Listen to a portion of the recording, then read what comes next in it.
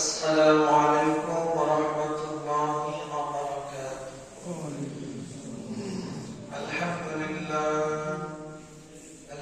لله نحمده ونستعينه ونستغفره ونؤمن به ونتوكل عليه ونعوذ بالله من شرور أنفسنا ومن سيئات أعمالنا.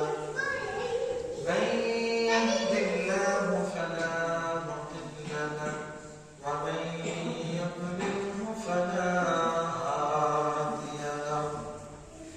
وأشهد أن لا إله إلا الله وحده لا شريك له.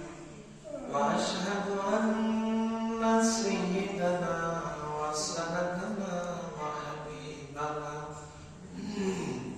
ومولانا محمدا عبده ورسوله صلى الله تعالى عليه وعلى آله وأصحابه وبارك وسلم. قال الله تعالى في الكلام فاسألوا أهل الذكر إن كنتم لا تعلمون. وقال النبي صلى الله عليه وسلم القرآن حجة لك وعليك.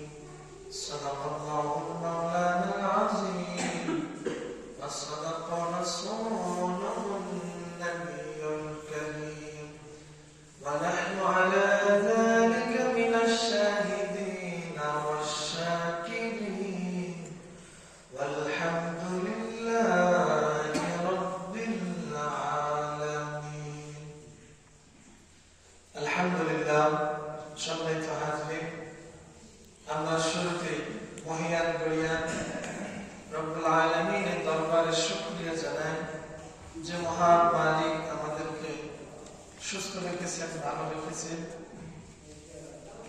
সপ্তাহের শ্রেষ্ঠ দিন পবিত্র জুমার দিনে আল্লাহ তাআলা আমাদেরকে মসজিদে যথাসময়ে আসার বসার মতো আল্লাহ তাআলা তৌফিক দিলেন। আল্লাহ তাআলা আমাদেরকে সুস্থতা দিলেন, আমাদেরকে নিরাপত্তা দিলেন। এজন্য আমরা খুশি মনে শুকরিয়া আদায় করি, সকলেই বলি আলহামদুলিল্লাহ। আলহামদুলিল্লাহ। আরেকবার জোরে সরে বলি আলহামদুলিল্লাহ। অসংখ্য দরুদ এবং সালাম বর্ষিত হোক বিশ্বনবী সাইয়্যিদুল মুরসালিন খাতামুন নবিয়্যিন জনাব মুহাম্মদ রাসূলুল্লাহ সাল্লাল্লাহু আলাইহি ওয়াসাল্লাম। আমাদের পক্ষ থেকে বর্ষিত হোক লক্ষ কোটি দরুদ সালাম। আল্লাহুম্মা সাল্লি আলাইহি আল্লাহুম্মা বারিক আলাইহি আল্লাহুম্মা আমিন। সম্মানিত হাজরিন, আজকে আমরা বিগত একটি মাস শেষ করে নতুন মাসে চলে আসছি, জুমাদুল আখিরা মাস। এই জুমাদুল আখিরা মাসের আজকে প্রথম জুমা এবং আজকে আরবি 3 তারিখ 1446 হিজরি সাল। আজকের গুরুত্বপূর্ণ জুমার দিনে আমরা যথাসময়ে আসতে পেরেছি, বসতে পেরেছি, কিন্তু এখনো অনেক মানুষ বাড়িতে, অনেক মানুষ কাজে ব্যস্ত, অনেক মানুষ এখনো রাস্তায়। কারণ কি? বিভিন্ন ব্যস্ততা, অজুহাতের কোনো মানুষের শেষ নেই। আমরা নিয়ম করেছি আজকে জুমার দিন, আজান হয়ে গেছে, আর দেরি করা ঠিক না। এই যে ভিতর থেকে তাগিদটা আমাদের তৈরি হয়েছে, নিয়ম করেছি, চেষ্টা করেছি, আল্লাহ তাআলা সফলতা দিয়েছেন, যথাসময়ে মসজিদে আসছে, আলহামদুলিল্লাহ।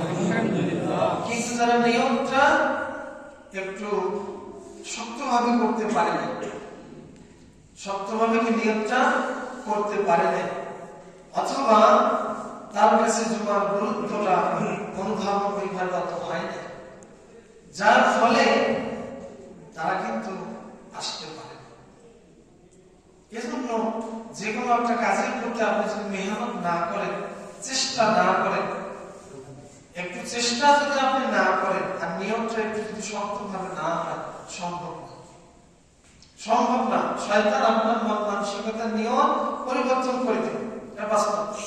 আর আল্লাহ রাব্বুল আলামিন কোরআনুল কারীমে সূরাতুল আনকাবুত সর্বশেষ আয়াতে আল্লাহ তাআলা বলতেছেন, ওয়াল্লাযীনা জাহাদু ফীনা লানাহদিয়ান্নাহুম সুবুলানা। আমার কোন বান্দা যদি কোন ভালো কাজের চেষ্টা করে, আমার দিকে অগ্রসর হয়, এগিয়ে আসে, আল্লাহ রাব্বুল আলামিন ওই বান্দার প্রতি খুশি হয়ে তার জন্য ওই দিনের কাজটা আল্লাহ তাআলা তার জন্য সহজ করে দেন। সুবহানাল্লাহ। আল্লাহ তাআলা সহজ কখন করবে? যখন আপনি চেষ্টা করবেন, একটু এগিয়ে আসবেন, বাকিটা আল্লাহ তাআলা আপনার জন্য সহজ করে দেন। সুবহানাল্লাহ। এজন্য হয়তো কেউ বুঝবে, কেউ বুঝবে না। আমরা যারা কথাটা শুনলাম, অন্তত জুমার দিন, সপ্তাহে এই যেটাকে বলা হচ্ছে মুসলমানদের জন্য সাপ্তাহিক ঈদের দিন, এটার গুরুত্ব বুঝে আমরা প্রতি জুমায় আমরা যথাসময় সেটা আসতে পারি। ব্যস্ততা থাকবে, কাজকর্ম থাকবে, কিন্তু এই জুমা চলে গেলে এই জুমাটা আমি পাবো না, আমার জীবন থেকে জুমাটা চলে গেল। এটা যদি আমরা বুঝি এবং প্রতি জুমায় যতদিন আল্লাহ হায়াতে বেঁচে রাখেন, এই তো স্বল্প হায়াত, কতদিন বেঁচে থাকবো কেউ আমরা জানি না, যতদিন থাকি একটু শক্তভাবে নিয়ত করে দিন। আল্লাহ তাআলা আমাদের সবাইকে যথা সময় আল্লাহর মসজিদে আসার বসার সুযোগ দান করুন, সকলেই করে আমিন।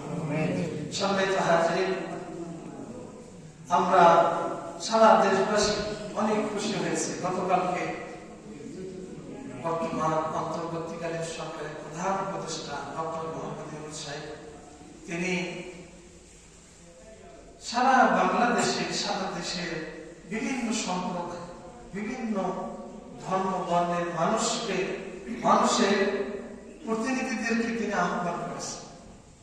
একখানে বসেছেন, সবার কথা তিনি শুনেছেন।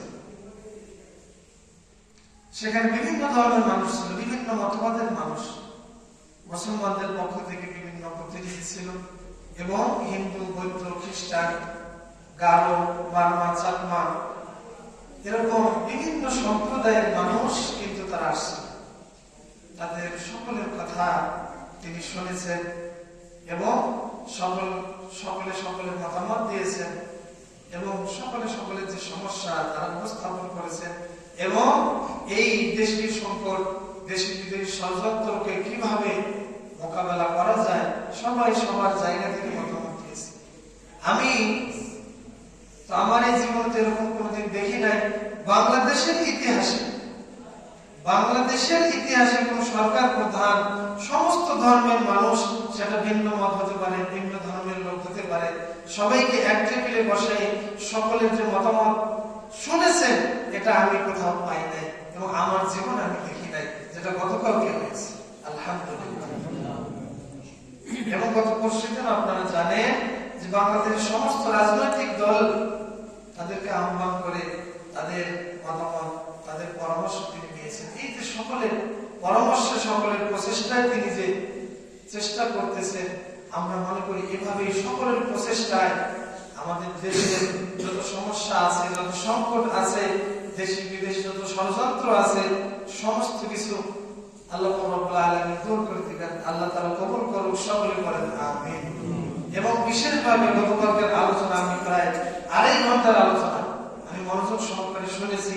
মূল বিষয় ছিল এটাই যে ভারত আমাদের বাংলাদেশের বিষয়ে তারা অভিযোগ করে বাংলাদেশের সংখ্যালঘু হিন্দুরা তারা অনিরাপদ, অথচ বাংলাদেশে এরকম কোন নজির নাই। সংখ্যালঘুর উপর নির্যাতন হয়েছে, হিন্দুদের উপর আক্রমণ করা হয়েছে, এরকম কোন নজির, কোন প্রমাণ কেউ দেখাতে পারে নাই। তারা মিডিয়ায় এটা অপপ্রচার চালাচ্ছে, অপপ্রচার তারা চালাচ্ছে। বাংলাদেশের মানুষদের সাম্প্রদায়িক সম্প্রীতিতে বিশ্বাসী, বাংলাদেশ মানুষ যত উগ্র না, তার বাস্তব নমুনা, বাস্তব প্রমাণ গত সপ্তাহে যে বাংলাদেশের একজন মুসলিম আইনজীবী সাইফুল ইসলাম আলী, তাকে যে এই উগ্রবাদী স্কুলের হিন্দুরা তাকে যে নির্মমভাবে শহীদ করে দিয়েছেন।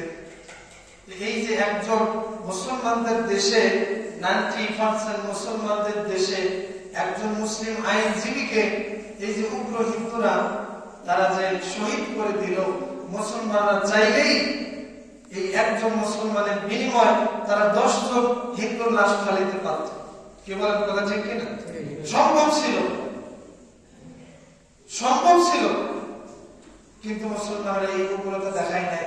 তারা আইনের প্রতি শ্রদ্ধাশীল হয়ে এবং তারা বিষয়টা আইনের প্রতি দিয়েছেন এবং কোন বাড়াবাড়ির মধ্যে কিন্তু কেউ যায় না, কিন্তু সম্ভব ছিল। তার মানে এখান থেকে প্রমাণ হয় এটাই যে বাংলাদেশের মুসলমান সাম্প্রদায়িক সম্প্রীতির বিশ্বাসী। আল্লাহ তাআলা সকল প্রকারের ষড়যন্ত্র থেকে আমাদেরকে, আমাদের মাতৃভূমি বাংলাদেশকে হেফাজত করুন। সকলে বলেন আমিন।